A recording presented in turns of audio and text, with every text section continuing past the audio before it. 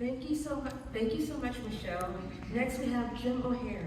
Jim O'Heir is an Emmy Award-winning actor, best known for his role as Jerry Turgic on Parks and Recreation. Throughout his career, Jim has starred in countless movies and TV shows, including Curb Your Enthusiasm, Brooklyn Nine-Nine, Parenthood, and Better Call Saul. He is currently co-hosts the hit podcast Parks and Recollection with Greg Levine. Welcome to the panel, Jim. Please tell us about your book.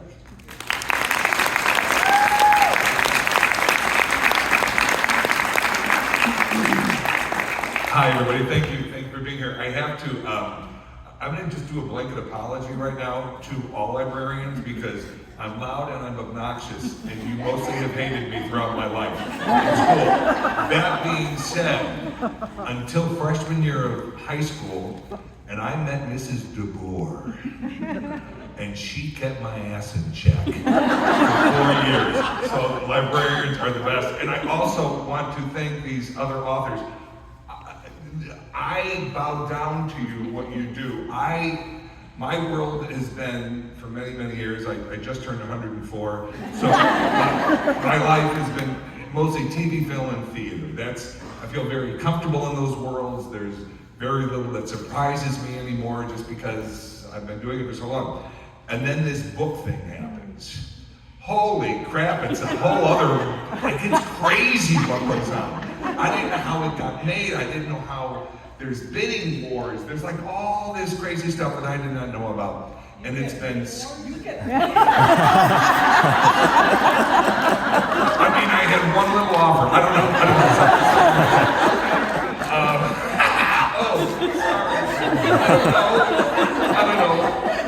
I don't know. This is all new to me. And when they reached out, these agents in New York reached out to me to would I consider doing this. I said, I don't know. Do I have a story to tell? Whatever. And then they said, let's chat for a couple hours. And we chatted, and they go, oh yeah, we think you have some stories to tell. So that's how this all came together. But I didn't know my goodness, the hours and the time and the deadlines, and then you meet a deadline, or you're 2 days late and I'm panicked, and then they wait 3 months to reply to you. Like the whole thing is crazy. That being said, so the reason I wrote this book, I'm most known for a show called Parks and Recreation. It was on for 7 seasons at NBC. It's still out there. It's Peacock. I've been on so many shows over the years that just come and go. That's the nature of television. You never see them again. But Parks has, for whatever reason, withstood the test of time. And I think I know the reason. And that's why I wrote this book.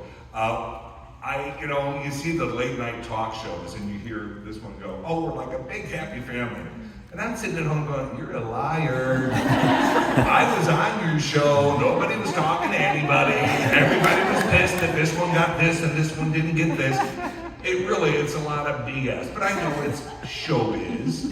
And that's when I thought, the Parks story needs to be told because you know what? We were a family. We still are a family. And I just wanted to let the world know what it could really be like. And again, because I had done so many, I know that that's what we had for 7 years was incredibly unusual.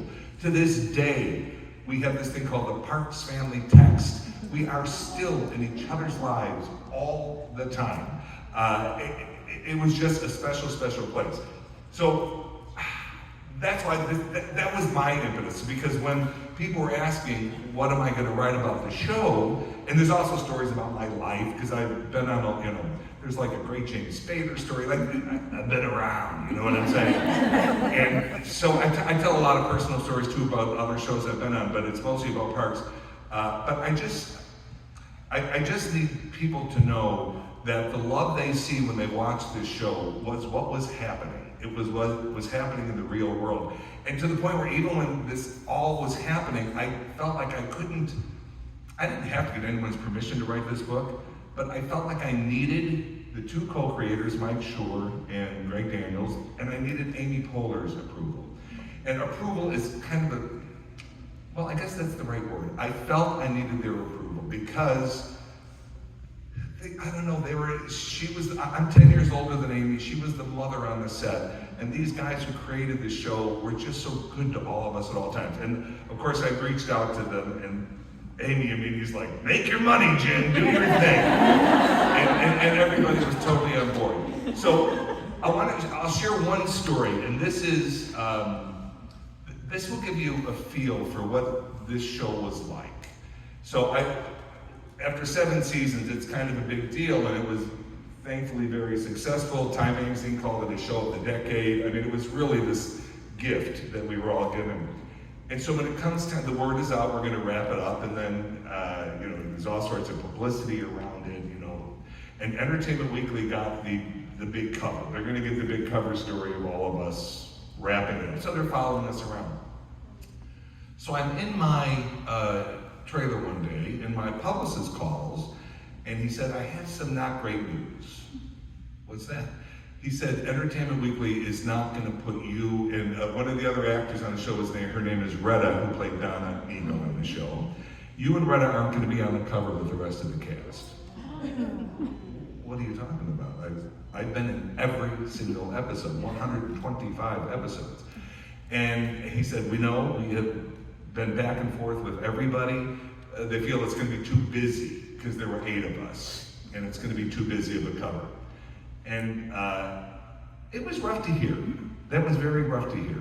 And we have egos, and Retta and I got together because she had gotten the call around the same time I did. And it was tough. And so they said, but don't worry, you're going to get the same coverage in the magazine itself. Everybody's getting their different pages and all that stuff. So it was what it was. And they had gone to our producers who fought for us. Everybody fought for us. But the guy who runs Entertainment Weekly at the time said, no, it's too busy. And these 2 characters, we can push aside.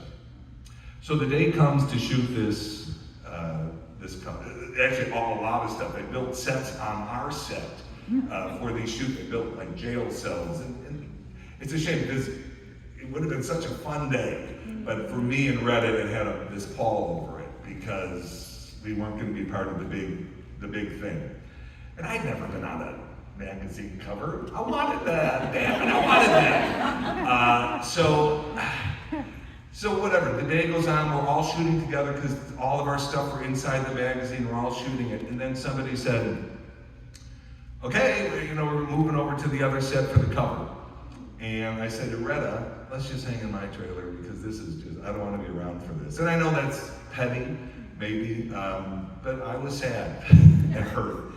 And so Retta and I started walking away, and this, one of our wardrobe people, Jean said, you guys, what are you doing? And I said, we're just gonna head back to the trailer. And she goes, no, you gotta get changed. I said, for what? She goes, for the shoot, the cover. I go, Jean, now I'm even more embarrassed. I have to explain to her, we're not on this cover. And I said, Jean, we're not. Retta and I aren't part of it. She goes, yes, you are.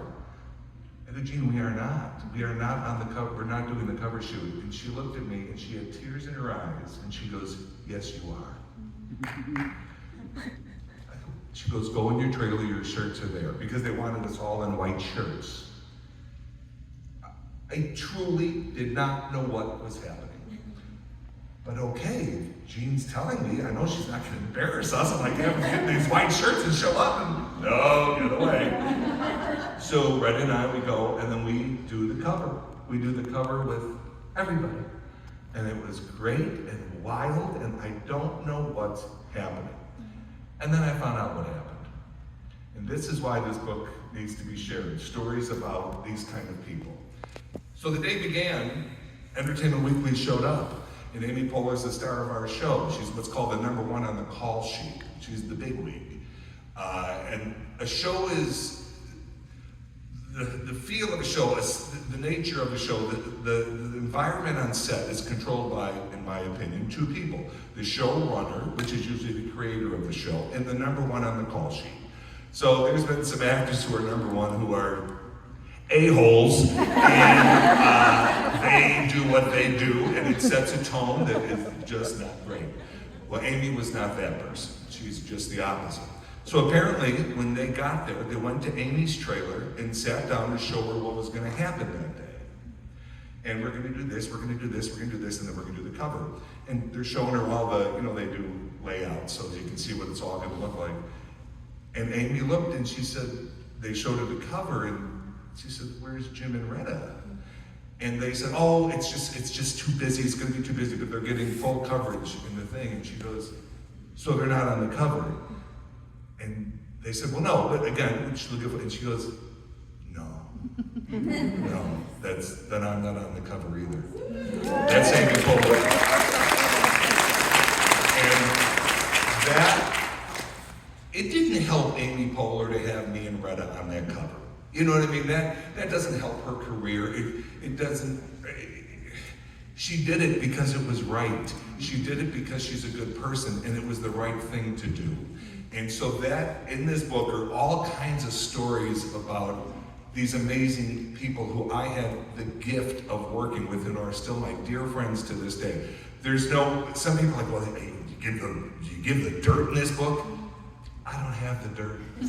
I don't have the dirt. I wish I did. I'd love to stick it to every one of them.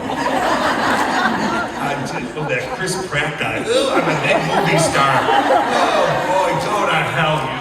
No, I love these people. I love these people. And so that is what this book is about. And it's also embarrassing stories because I have done it all over the years. I've had embarrassing things happen. There's a story I told the other night from this book that some people might out there have heard me tell, and it's horribly embarrassing.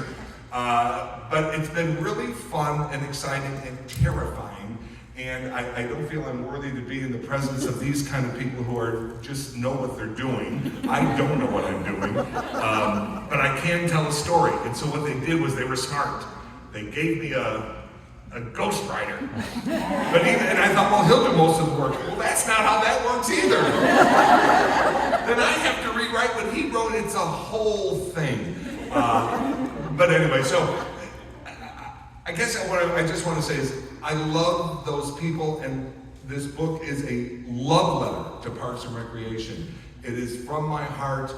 There's some sadness in there. We all go through life and things happen. There's stories of death that happen to, in my family and then in other people's, and yet the show has to go on because that is the nature of the business. The show has to go on. You're working with hundreds of people every day. If you can't show up, it's not good. So even though you have terrible things going on in your life, you show up, and like Amy would say, we're doing a comedy. So that's the energy we need on this set. I've been on comedy sets where people are screaming. I'm like, what are you doing? This is supposed to be comedy. So anyway, I hope you guys will check it out. It's my thank you to the people. I got on that show as a gift. I initially, for those who know the show, I auditioned for Ron Swanson initially. So, it's just, imagine anyone other than Nick Offerman playing that role. It just makes no sense. And then they gave me that really ugly woman to play my wife. What was her name? Oh yeah, Christy Brinkley.